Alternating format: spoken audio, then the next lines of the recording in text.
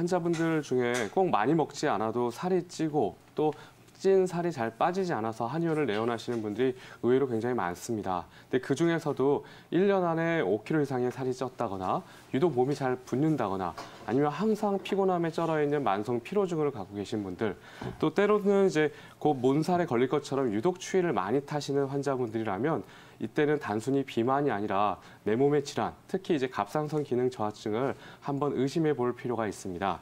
이제 목젖 아래쪽에 위치한 이제 갑상선에서는요, 갑상선 호르몬이 분비되는데 이 갑상선 호르몬이 하는 역할이 우리 몸에서 굉장히 중요합니다. 이 신진대사의 속도를 전체적으로 좌우하는 굉장히 중요한 역할을 하게 되는데 이 갑상선 호르몬이 부족하게 되면 신체 활동에 필요한 열과 에너지가 충분하게 형성되지 않아서 체온도 실제 정상 체온보다 떨어질 수밖에 없기 때문에 갑상선 건강은 굉장히 우리 몸에서 중요합니다. 근데 만약에 스트레스나 면역력 저하, 그리고 약물이나 수술 치료의 부작용으로 인해서 갑상선에서 갑상선 호르몬이 충분하게 생성되지 않을 때 그때 우리가 이제 갑상선 기능 저하증이라고 부르게 되는 거고요. 이제 검사상으로는 이제 혈액 검사를 통해서 우리가 확진을 하게 됩니다. 이 갑상선 기능 저하증 환자분들이 살이 찌는 이유는 앞서 말씀드린 것처럼 이 신진대사 속도가 떨어지는 데 있습니다. 이제 대사 속도가 늘어지면 똑같은 음식을 먹더라도 그 음식을 통해서 에너지를 만드는 양 자체가 줄어들기 때문에 그렇고요. 체온이 같이 떨어지면서 내 몸에 체지방량은 더 쌓이게 되고 몸이 붓게 되기 때문에 체중이 늘어날 수밖에 없는 겁니다. 이때는 정말로 환자분들께서 양을 정말 조금의 식사를 한다고 해도 말 그대로 물만 먹어도 살이 찌는 체질로 바뀐다라고 이제 이해를 하시면 될 것 같고요. 따라서 이제 이런 갑상선 기능 저하증 환자분의 다이어트는 일반 다이어트 치료 과정랑은 전혀 다를 수밖에 없습니다. 뭐 단순히 절식이나 운동을 해서는 살이 절대로 빠지지 않고요. 또 무리하게 소식을 하게 되면 오히려 갑상선이 더 기능이 떨어질 수가 있기 때문에 이 다이어트의 그 일반적인 접근 방법으로 치료를 해서는 절대로 안 됩니다. 무엇보다도 갑상선 치료가 우선이 돼야 되고요. 이 갑상선 기능 개선 없이는 좋은 컨디션도 또 다이어트에도 성공을 할 수가 없게 됩니다. 만약에 이렇게 갑상선 기능 저하증을 진단받게 되게 되면 우리는 이제 일반적으로 이제 호르몬 보충요법이라는 걸 실시하게 됩니다.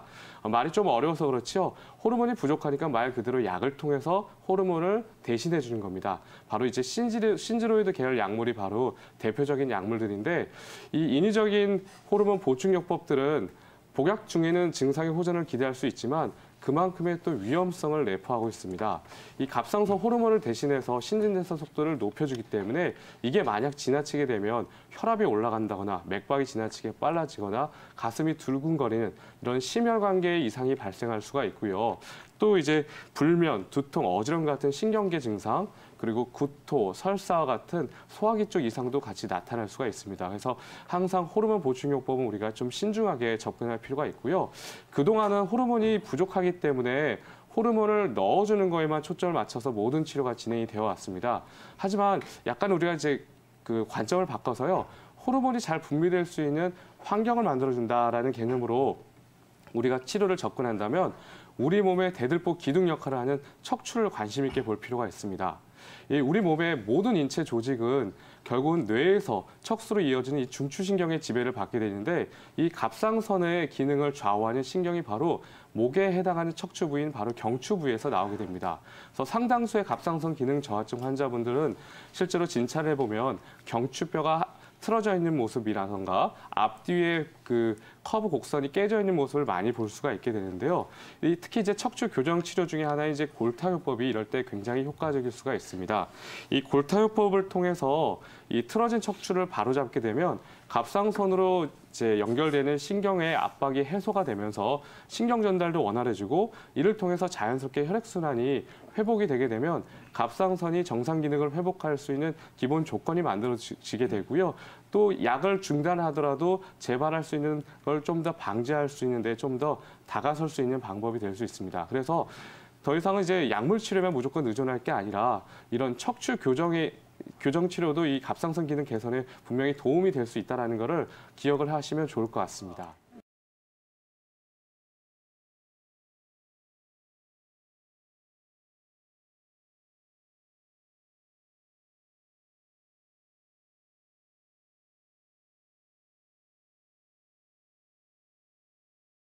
우선 이 환자분 같은 경우는 좀 특이한 점이 갑상선 기능 저하증으로 인한 증상들과 그다음에 우리가 갑상선 호르몬, 이제 신지로이드를 많이 먹어서 생기는 부작용이라는 증상이 혼재되어 있는 양상을 보입니다.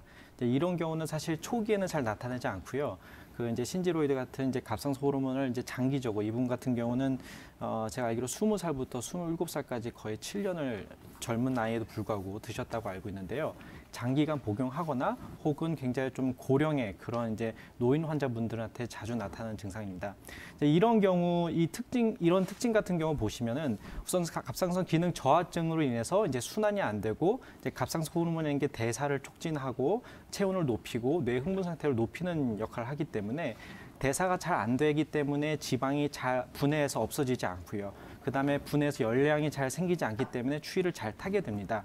또한 이 신지로이드를 장기간 복용했을 때 나타나는 부작용으로 아까 앞서서 서혁정 원장님께서 말씀하셨지만 우리가 그 소화가 안 되고 식욕이 부진하고 구토나 설사, 뭐 변비도 생길 수 있고요. 그런 이제 장이나 위장의 기능이 떨어지는 소화 장애의 문제가 생길 수도 있고요. 그다음에 두통, 현운, 불면증 같은 신경 정신과적인 문제도 생길 수 있고요.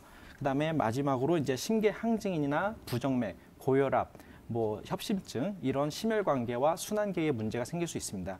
이런 문제들이 약간 혼재되어 있는 경우인데요. 이런 경우에 같은 경우에 그러면 어떻게 해야 되냐?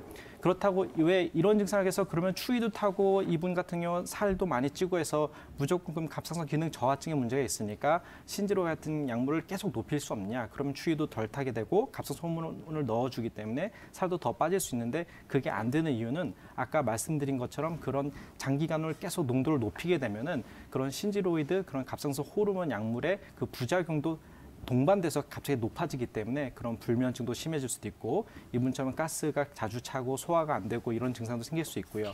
그다음에 뭐 이거는 신지로이드를 먹든 그다음에 처음에 갑상선 기능 저하증이 있든 자주 나타나는 증상이지만 뭐 구강 자결감 증후군처럼 뭐 혀가 뭐 쓰고 맵고 갈라지는 느낌이 든다. 이제 이런 여러 호소하는 경우가 많이 있습니다. 그렇기 때문에 보통은 그런 증상들이 갑상선 기능 저하증 문제가 있다고 하더라도 일정한 갑상선 호르몬의 농도가 맞춰지면 더 이상 부작용이 걱정이 돼서 계속 높여주질 못하고요. 계속 그 유지를 하는 경우가 많이 있습니다. 그렇기 때문에 이런 장기간 이런 부작용을 호소하는 환자들 같은 경우는 신지로이드의 부작용 때문에 호소하는 증상들도 같이 있고요. 그다음에 갑상선 호르몬이 아직도 부족하기 때문에 상대적으로 그런 갑상선 기능 저하증의 문제를 같이 혼재돼서 이렇게 호소를 하는 경우가 많습니다. 그럼 보통 어떻게 해야 되냐? 이런 경우에 바로 이제 한방 치료가 굉장히 효과적입니다. 이 처음부터 그 신지로이드나 이런 부작용이 있다고 해서 그걸 줄이면은 다른 문제들이 생기기 때문에 그 상태로 두면서 한약 치료를 하고요. 그다음에 순차적으로 증상들이나 이런 것들 호전이 되면은 조금씩 그거를 줄여 나가는 방향으로 이걸 치료를 해야 됩니다. 아직 보면은 이 환자분이 27살이에요. 27살인데 보통 갑상선 호르몬은 1년이 지나서 또 뭐 한 2개월간 멈췄다가 회복이 안 되면은 계속 평생을 먹는 경우가 대부분 90% 이상이거든요. 그렇기 때문에 요새 100세 시대면 80년을 이렇게 계속 먹어야 된다는 건데 그러면 점점 이런 부작용도 그렇고 저하증의 문제도 그렇고 심해질 수밖에 없습니다. 그렇기 때문에 지금이라도 그런 한방치료를 같이 겸해야 되고요.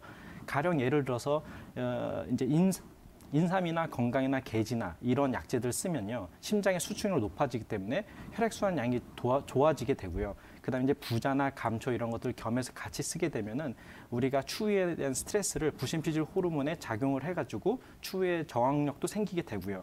그다음에 형계나 영교, 감초처럼 우리가 한방 다이어트도 망원 외에도 많이 쓰이는 그런 약재를 쓰면요. 갈색 지방이 작용을 해서 그 백색 지방을 태워서 열량도 많아서 추위에도 극복하게 되고 지방도 덜 쌓이게 그런 도와주는 굉장히 좋은 여러 가지 그 약재들이 있습니다. 그렇기 때문에 이 한 가지 갑상선 호르몬이 많냐 적냐 이 두 가지 벡터가 아니라 이 한방 치료의 장점은 여러 가지 증상들 추위 뭐 살 아니면 불면증 두통 식욕 부진 변비 여러 가지 각각 증상에 맞춰서 개별적으로 처방을 할 수가 있고요. 또 더불어서 이 갑상선이 보통 안 좋으신 분들은 이렇게 장기적으로 보통 간이나 비장, 신장처럼 대사에 작용하는 다른 연계된 그런 기관들도 안 좋은 경우가 많이 있습니다. 그런 경우 살펴봐서 각자 좋아지게 또 간과 신장 안 좋은 점을 같이 좋아지게 도움을 주면은 이 갑상선이라는 거는 단위 세포 면적당 가장 많은 혈액순환량을 있는 이제 그런 이제 기관이기 때문에 그런 다른 기관들 영향도 굉장히 많이 받습니다. 그래서 같이 치료를 하면은 분명히 그런 좋은 효과를 볼 수 있을 거라고 생각됩니다.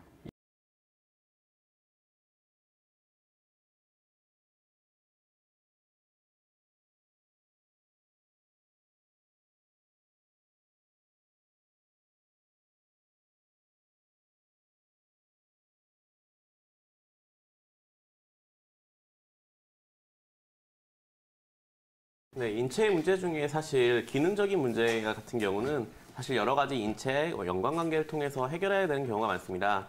특히 대사 기능 같은 경우는 단순히 하나의 호르몬을 작용뿐만 아니라 여러 가지 뇌부터 시작해서 호르몬 기관까지 여러 가지 단계를 거쳐야 되고요. 그것뿐만 아니라 여러 가지 기능들이 함께 원활히 조절이 돼야지 완벽하게 인체 기능을 구성하게 됩니다. 만약에 양방에서는 사실 이런 치료를 아까 서혁진 원장님께서 말씀하셨듯이 사실 호르몬의 요법을 통해서 부족한 거를 채워서 치료를 하게 되는데 이런 것들은 약을 복용하는 동안에는 사실은 증상 유지만 되는 것이지 실제로 약을 끊거나 아니면 다른 치료를 할 때는 사실 이게 치료 자체가 되는 것이 아니라 증상 유지가 실제적인 목표입니다.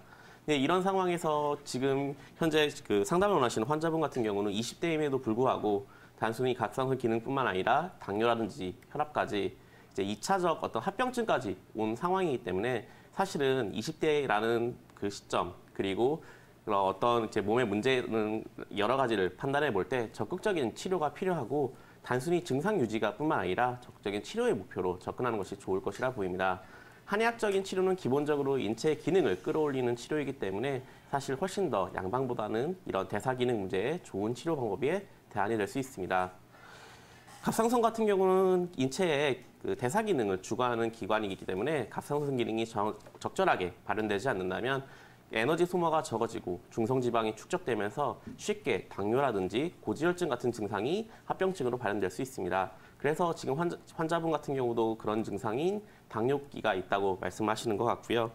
또한 이런 것들은 사실 인체에서 원래 같으면 당대사가 원활하게 돌아가야 되지만 하나의 기능이 무너졌을 때 인체는 다른 기능이 보조적으로 맞춰주면서 그 기능을 틀어지게 되는데 이걸 보상작용이라고 합니다. 이러한 보상작용에 의해서 사실 당대사도 무너지고 혈압도 무너진 상황으로 볼 수 있습니다.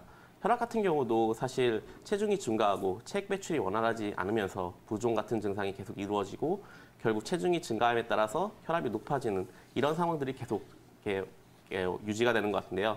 이럴 경우에는 사실 적극적인 치료가 필요할 것으로 보입니다. 체중을 감량하게 되면 기본적으로 우리가 그 당대사가 원활하게 유지가 될 수 있습니다. 그러니까 체중이 줄어들게 되면 중성지방의 양이 줄어들기 때문에 기본적으로 당대사에 걸리는 부하가 줄어들게 돼서 현재 환자분이 호소하시는 당뇨라든지 이런 문제들이 함께 조절될 수 있고요. 또한 혈압 같은 경우도 사실 체중 감량에 따라서 체액량이 줄어들기 때문에 혈압도 조절이 될 수 있습니다.